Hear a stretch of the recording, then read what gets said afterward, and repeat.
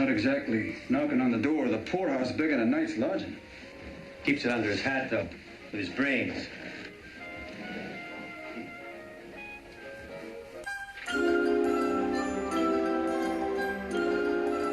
Edward? Moore? Kennedy?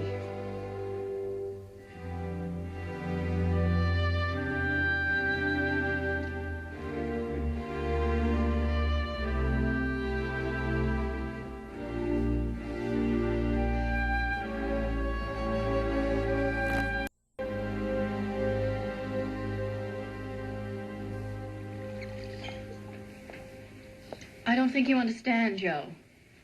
What don't I understand? You don't want any more children. It's perfectly okay with me, Rose. I'd say you've done your duty by guarding the Kennedys. My mother thanks you, my father thanks you, God thanks you, and I thank you.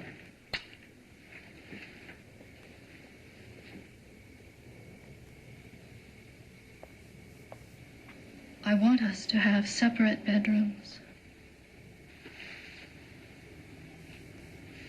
What do you mean? You know what I mean, Joe. Yes, but I can't believe even you would take things that far, Rose. Are you serious? I'm sorry. I can only do what I believe is right. I can only do that. What is right for you? For my conscience. Please don't hate me, Joe. If you hate me, I'll die. I love you. That's the whole point. What love is understanding and acceptance. Oh, come on. You sound like a saint. Don't be cruel, Joe. I'm not a saint, Rose. I want so much to say something that would help, but there's nothing I could say that would do that, is there?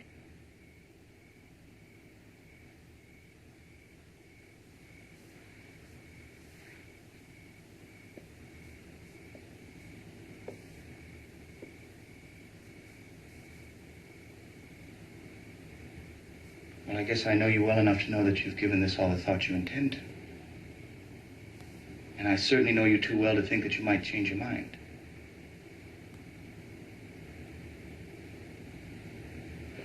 I hope you've thought enough about it to know what it means, though. Enough to understand what it is you're doing. I'm no fool, Joe. I never have been. Did you think I was?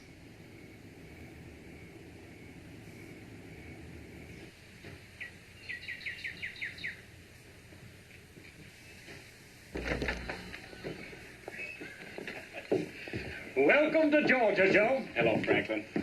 It's been a long time. Nice to see you again. I expect you remember Eddie Moore? Of course, of course. Still pulling his irons out of the fire, Eddie? I could use 3 more hands. How are you, Governor? You know my son Jimmy, of course, who I don't think was shaving the last time you saw him. You've grown up, Jimmy. Mr. Kennedy. Hello, James. Mr. Moore. Why don't we sit down? Good idea. Well, it looks as though most of our paths have crossed.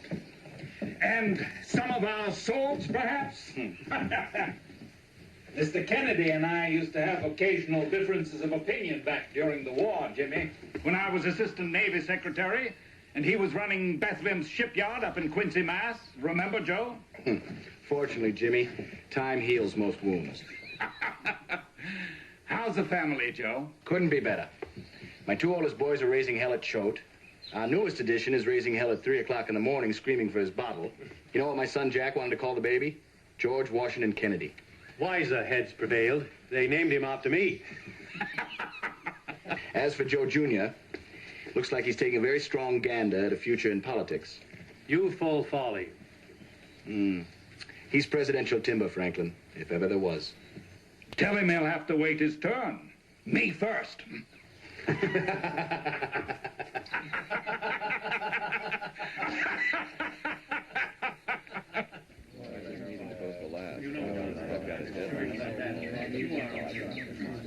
Jimmy here understands it.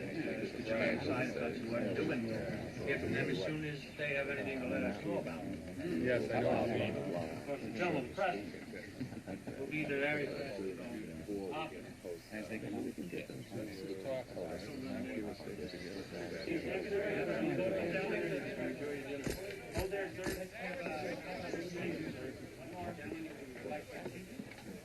I don't trust him.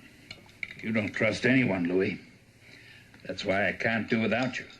I especially don't trust Kennedy. He wants something.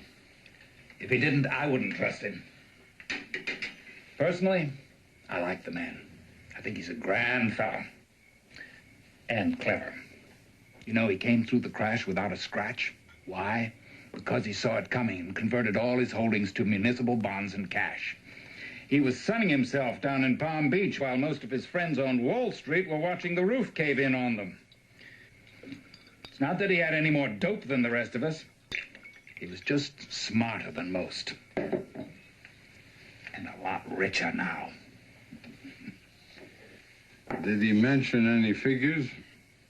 50,000 of his own, and a fair assurance of another 150,000. No wonder you like him. He'll want something big, Franklin. Well, maybe I should offer him the treasury. That's not amusing.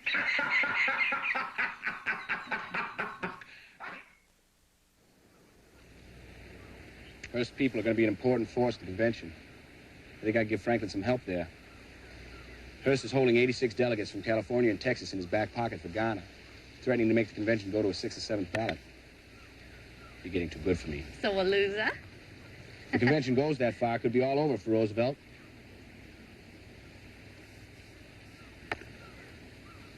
Could end up with some dark horse like Baker, who Hoover will bury alive in November.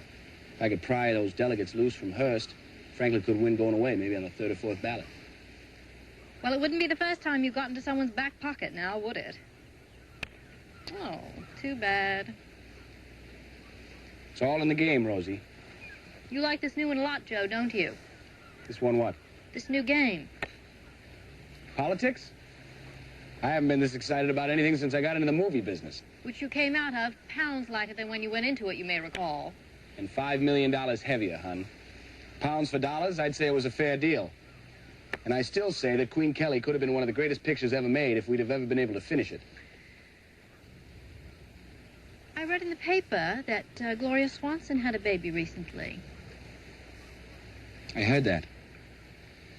She got married again a couple of years ago. Number 4. Well, darling, I hope there are no Queen Kellys in your new endeavors. I seem to remember a certain young man some years ago saying politics was a sucker's game. If you don't get older and wiser, Rosie, you just get...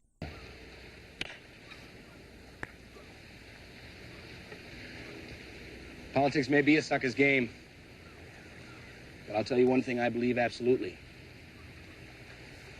I believe that in the next generation, the people who run the government will have to be the best people in America. Excuse me. Yes, darling. I believe that's cheating.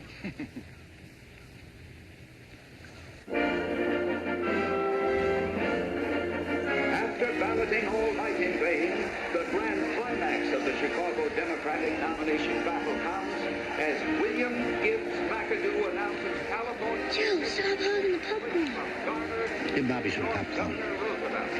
The California move touches off a That looks great, huh? switching that assures Franklin D. Roosevelt of the nomination. California! Cast 44 votes for Franklin D. Roosevelt.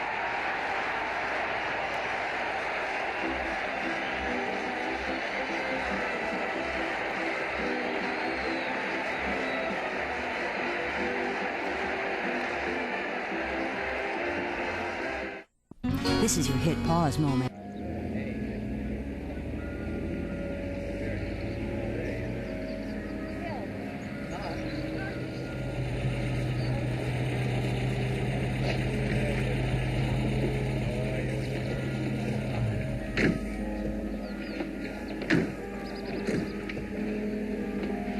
Has there been no call from the Oval Office, Joe? No urgent summons to service for your country?